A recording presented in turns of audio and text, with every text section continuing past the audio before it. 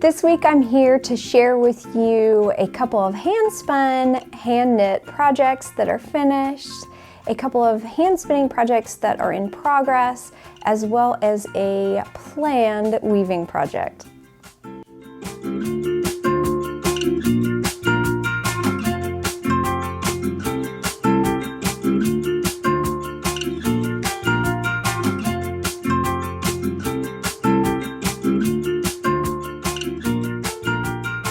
Hey everyone, I'm Marina, and this is Pineapple Knits, a videocast about knitting, spinning, and weaving. You can connect with me on social media at Pineapple Yarn, and you can connect with me on my website at pineappleyarn.com. Thank you so much for joining me again this week. It is a beautiful, sunny, cold, crisp day here in coastal South Carolina. Cold for us anyway. It's about a high of 60 today, so I couldn't help but get my super cozy shawl on. I love this shawl so much. It was definitely a labor of love. I knit it during a time of not a lot of brain space. It was last winter when was it last winter? Maybe 2 winters ago when I knit it. But I love it. The mosaic knitting pattern on it is just, it's so pretty. It has all these tassels on it. I knit it with Knit Picks palette, and it's just the most perfect yarn for it. And all in all, it was really fun. I think if I was in a better space, it would have been more fun. But anyway, I got it done. I really enjoy wearing it. It's soft but woolly, and so it's just the perfect layering piece. It's great with a coat or a sweater. Definitely keeps you warm. So I was super excited to pull it out today. And I'm also drinking tea. Now, I don't always have a beverage during my video casts, a lot of times because I just have to run out here to the studio, set things up, and just film. So today I actually had some foresight, made some tea to keep me warm. I have it in my insulated mug, so it's delicious. It is from Stash. It is maple apple cider. And I'm actually going to be putting one of these in all of your packages from the shop. So it's just a warm, mapley, apple cidery taste. How's that for a description?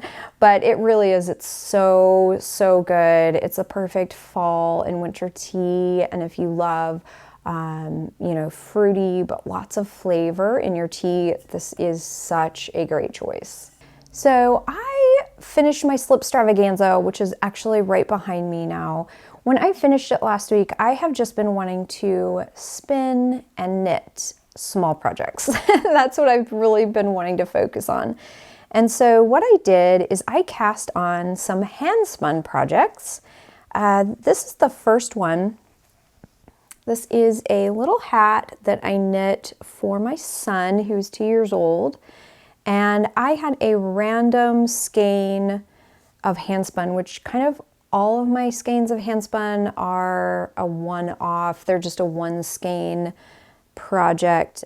This is a 2-ply bulky weight that I spun from some leftover dyed fiber. I had just some kind of end of a bump of fiber, and so I dyed it up in these really fun neon green and deep purple and black and white. There's all different kinds of really neat colors in here, and this was very interesting to knit up. I am going to be totally honest. I've not knit a lot with my handspun, and I have woven with it, which I love to weave from it, but it's just interesting finally knitting with your handspun. This was a good project for me to knit. We'll just say that as far as like figuring out what direction I want to go with my handspun. This was a beautiful, dense fiber. I believe it's a blend of maybe superwash merino, but then maybe also some BFL. I'm not exactly sure what it was because I didn't mark it. That's a whole nother thing we need to talk about. But what I learned from this project is that I like more air in my yarn, and this is a very densely spun yarn. I think I spin thinner now, and if I do spin this kind of bulky, this bulky thickness, I have a lot of air in the center. It's more of a woolen, and so this is a very, very heavy, dense hat. Another thing that I learned is that I had a beautiful twist angle on this. It was about 45 degrees. Unfortunately, I have a little bit left, but I didn't bring it. And with this bulky worsted spun yarn and a 45-degree twist angle, it was beautiful. It was a beautiful yarn, but it wasn't very kind on my hands. And so this will be a nice hat for winter, but it was a great learning project for me. I'm so glad I pulled it out of my stash to spin or to knit with, because yeah, it is going to guide the direction of my hand spinning from here on out. So that's for my son. And that was, I do like how it turned out. I think it's really pretty. And then I pulled out another skein of my Handspun and knit up 2 hats for my little girls. And so they are 7 and almost 5, and they're pals. They do a lot together, so they actually love to match. And so I knit 1 larger hat and 1 smaller hat. Now this was interesting as far as the knitting on these. These were rolags made from a carded cordale, and I believe, I want to say like a faux cashmere, but it was made from rose fiber. And so I'm not really sure, I don't remember what it was called. This was a Paradise Fibers Fiber of the Month Club box from maybe last April or so. I will link below, because I did look to see if they had this set left in the shop, and they do. So if you're interested in this exact fiber, I've linked it below.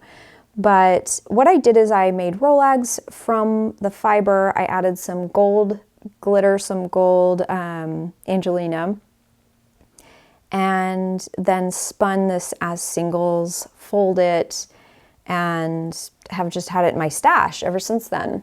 As you can see, it's kind of a self-striping, rainbowy type knit. So hopefully you can see this. It's thick and thin for sure. I had quite a challenge spinning this, I remember, because of the carded cordale. It's very chunky. I don't want to say it's chunky, but it's not a smooth fiber at all.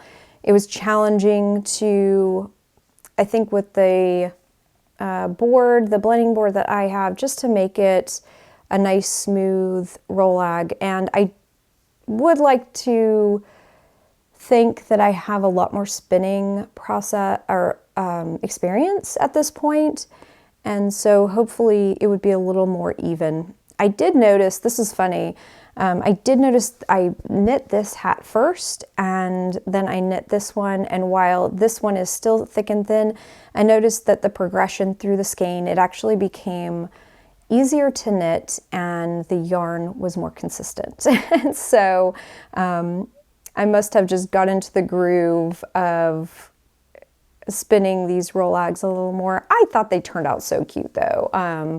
You know, it really doesn't matter to me if it's thick and thin, and actually I thought it gave it a little bit of character, especially as a single. I thought it turned out really cute. And what I plan on doing with these hats, I plan on putting some faux fur poms on the top of each one and doing like some bright colors. So it'll be so cute. They'll be very, very cute when they're done.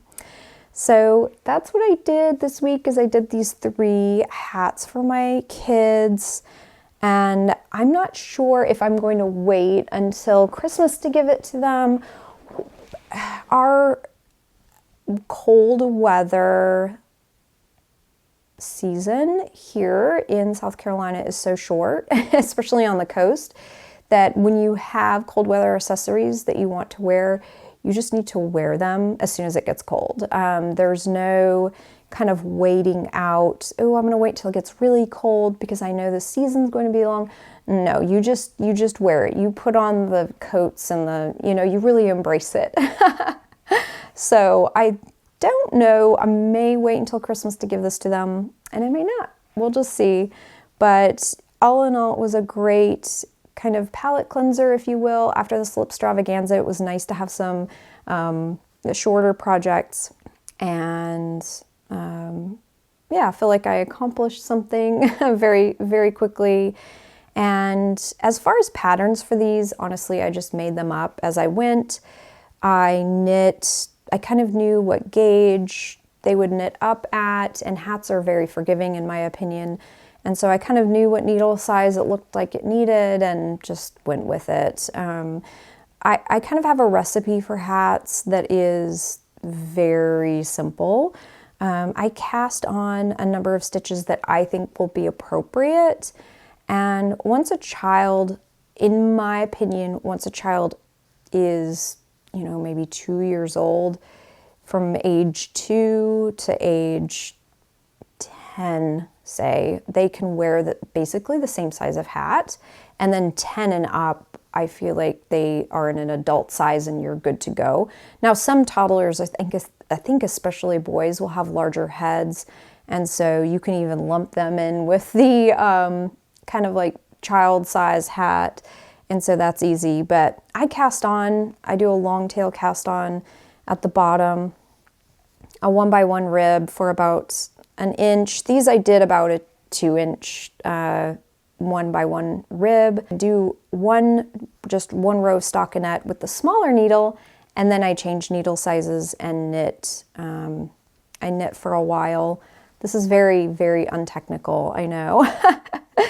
But then I always try to cast on an even number of stitches, even being easily dividable. And then I just use that to do my decreases. So what I did is I did 10 decreases, and the first row would have 7 stitches, and then knit 2 together. 7 stitches, knit 2 together. So that is a 9 stitches in each pattern repeat, if you will. The next row I knit 6 stitches, then knit 2 together, 6 stitches, knit 2 together, and continue around. Then I do 5 stitches, knit 2 together, etc. I hope that makes sense, but it's very easy. And then I just go until I've knit all the stitches, knit 2 together, then you're done. So if you have any questions, just leave me a comment below and I'll try and help walk you through that. But hats are so easy to make, and they're great with handspun because handspun's always a little iffy as far as gauge, especially if you're just doing like a fun spin and you want to use up some handspun from your stash. So yeah, so that's that for finished projects. And before I leave the hat and handspun arena here, I wanted to show you the next hat plan is going to be from this beautiful skein. I love this. And my 10-year-old daughter picked this one out. I think this is such a beautiful skein. I believe I spun this from a fiber I purchased from Dandelion and Daisies. It was a beautiful fiber, if I can recall. And I think it's BFL. Again, can we talk about labeling handspun, which is such a bad habit that I have, or maybe a good habit I don't have. I think that's what it is. It's a good habit I don't have. I'm really, really going to try, make it a New Year's resolution, right? Something. But I need to label my handspun. It's just ridiculous. My daughter picked this out. She wants me to knit a hat for her in these gorgeous autumnal colors. And so I'm more than happy to oblige because this is just so, so beautiful. And so that will be my next hat. I will be casting on probably today or tomorrow.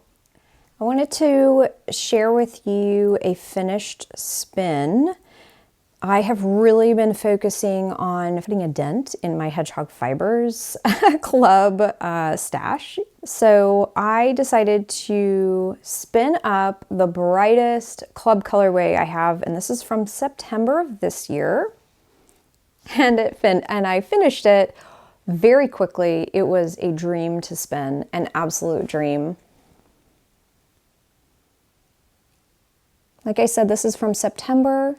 It is a blend of merino and baby alpaca. So it has those long staple lengths of the alpaca that just really help make it an easy spin. And it's predominantly neon green, as you can tell, but it has these really pretty lengths of purple and orange and blue, more of like a rust color. In the blues are aqua and green. There's pink. There's lots of different colors in this. And I did a 2-ply, and so you just have that beautiful barber pulling. I learned from some of the hand-spun hats that I had knit up, and so I did maybe a 40 to 35 degree twist on this. I would say it's about a 40. I love the way a 45-degree angle twist looks on a barber pulled yarn, but I also know that like a 40 is going to be just that much easier to knit with, if that makes sense. I hope I'm using the terminology right, but if you put less twist in your plying, you're just going to have more give in your yarn. And I'm really happy how this turned out. Obviously, I don't know how it will be to knit up, but we'll see when I knit it someday. But what I did to prep this is I split the fiber in half, and then one half I stripped it in half lengthwise and spun that end to end, and then the other half, what I did is I stripped it into 4 equal strips lengthwise and knit them to end. And so all in all, obviously I knew that there would be a lot of green on green in this fiber, in this yarn, because there's so much green in the fiber itself. But I love how none of the colors overlapped. They're very much distributed through this fiber. So I was really happy with how this turned out. I think I spun one bobbin one night, the other one the other night, and then plied it the third night. So this was just very, very fast. This was a beautiful project. It plumped up nicely. It's just, I couldn't say better things about it. This just turned out so pretty. So that was my finished spin, and I was happy to finally get some hedgehog spinning done. And so on that note, this is going to be like all the hedgehog fibers. It's very, very funny because every spin in this episode is all hedgehog fibers. It's kind of crazy. But what I did is I really wanted to start spinning some of my hedgehog fibers clubs, using them together for a large project. And so I did kind of a test run of a combo drafted skein, and I took 2 different months, and I don't remember what months they were. They were from earlier in 2020. I took 2 different months and combo drafted, which means that you take a strip or part of a top of one and another. You're putting 2 fibers together and you're drafting them at the same time, kind of mixing them together as you spin. And I'm not gonna lie, it was very challenging. I like the result, but I did not like the spin at all. It was very challenging. It's just not really what I was looking for, especially for a large project. But I did do a sample, if you will, and let me show you how that turned out. So this turned out so gorgeous. I cannot tell you how much I love these colors. It's gray, but it has lots of variation in here.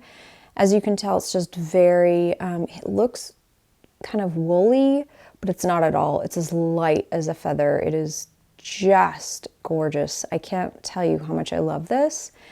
What I'm going to change about this, I'm using the same fibers. So I think eventually the finished yarn will look very similar to this, but the difference is I'm going to do a combo ply instead of a combo draft. So basically when I'm spinning bobbins of singles and then I'll apply them together, because I noticed on this yarn, I really actually loved the spots where one fiber would take over and it would be solely that fiber, and then as I plied it back, it would be combined with the other fiber which had taken over, and it was just a very interesting combination. I loved it, and so I just decided to do some combo plying. I'm not exactly sure what's going to go together, if I'm going to do any kind of method. I don't really know at this point.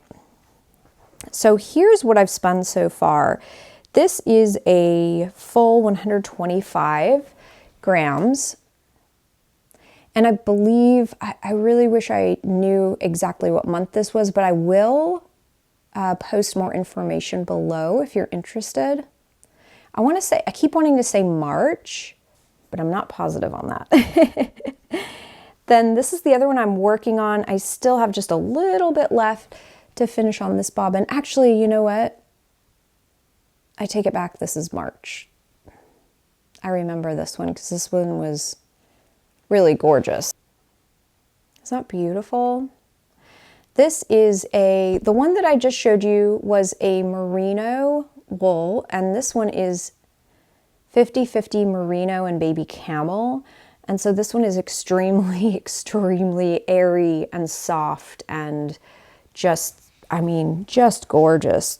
These are both beautiful.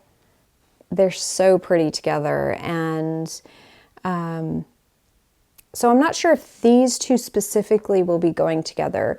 The other two bags I have, and so all of these are 125 grams. And so what I plan on doing, I may add a fifth bag to just make sure, because my whole plan in this, I don't even know if I've said this, I really want to knit a sweater for myself. That's what this probably will be. Anyway, I don't even know if I'd mentioned that. But what I would like is to ply these together as much as I can to fill up a bobbin, and then swap it with another fiber and ply those together. And then when that one's done, put another one in. And so I have all of these skeins of various fibers and, you know, try to make them as close to the same weights as possible. I don't know if this is going to work out. It's a little eclectic. It's a little different, but I have it in my head and I think it will work. So we'll see. But so far I've been loving spinning these. It's been a wonderful spin. And this is what I have left of the merino and baby camel. This is all pre-drafted, and so what I have been doing with the first two fibers is I have split the top in half, and then I stripped each half 4 times, so I have 8 sections. This is actually a pre-drafted, you know, I just went through the last strip. This is just 1/8 of the fiber. I went through and just pre-drafted it gently because that baby camel is so soft and airy. It really doesn't need much. And so, yeah, that's what I'll spin. Probably work on that later today. That's what it's turning out to be.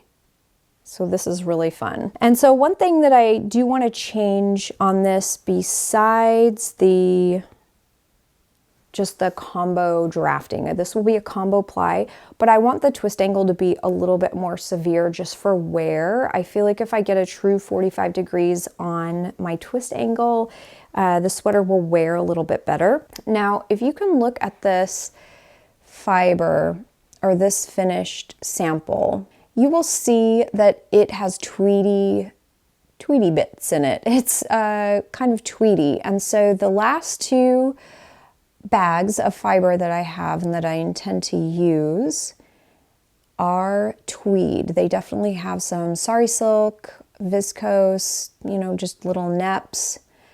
And so it will be very interesting combining the yarns together. If I do add a fifth section of fiber, it will not be tweed. It will be more of a combed top, more of a worsted prep fiber, just to kind of smooth things out, even things out, if that makes sense. I guess, I don't know. Like I said, this is very eclectic. I don't know where this is going.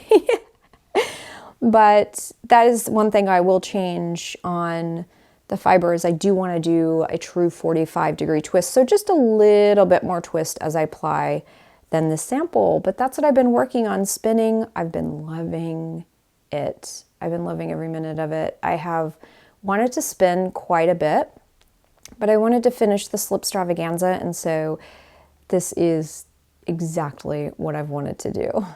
So I showed you all the hats that I have made, planned on making for my children. And so for my oldest daughter, she's, you know, just that age. She's 13. And so she has her own opinions, which is so great. I love that. But she's not really a hat person, I guess, nowadays. She's not a hat person.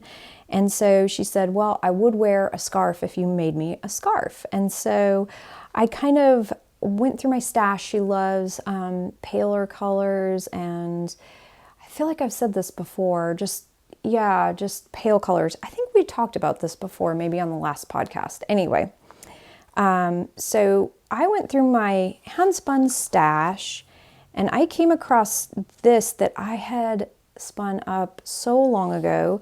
This, and I actually do have the tag that used to be on it. Shocking. This was from Spun Right Round. And this is the first fiber that I actually tried to spin really, really thin. So as you can see, it's like a 2-ply barber pulley, very thick and thin. It's going to knit up to be the greatest scarf. So I've found that with my handspun that is very thick and thin, it ends up being the most beautiful handspun project. And I love the texture of it, and it's going to work out great. So like I said, this is from Spun Right Round, and it is Rambouillet, approximately 4 ounces. It just says number 12. It doesn't really have a colorway name. And I probably spun this 2 years ago. I would say this was probably about 2 years ago. And then I found this random, oh my gosh, I've had this pink yarn in my stash. This is one of the first indie dyed, if you will, small batch dyed yarn that I ever purchased. This is from so long ago. I would say this is probably 10 years old at this point. And I've had it in my stash for that long. I could not even tell you who this was by, but I know it was an indie dyer. It was one of the first purchases I made from an online yarn shop, like a very small individual shop. So it's kind of neat that I've had it for that long, but I'm thinking of pairing these two together. And the reason I'm doing that is because they're both really beautiful together. But then also I think it's going to allow some of these other colors to pop. And so when I get close up, you can see how gorgeous some of these colors are in here, like orange and green and blue. They're really, really pretty. They're very subtle, but I think it's going to add a lot of beautiful color dimension, if you will, to the scarf.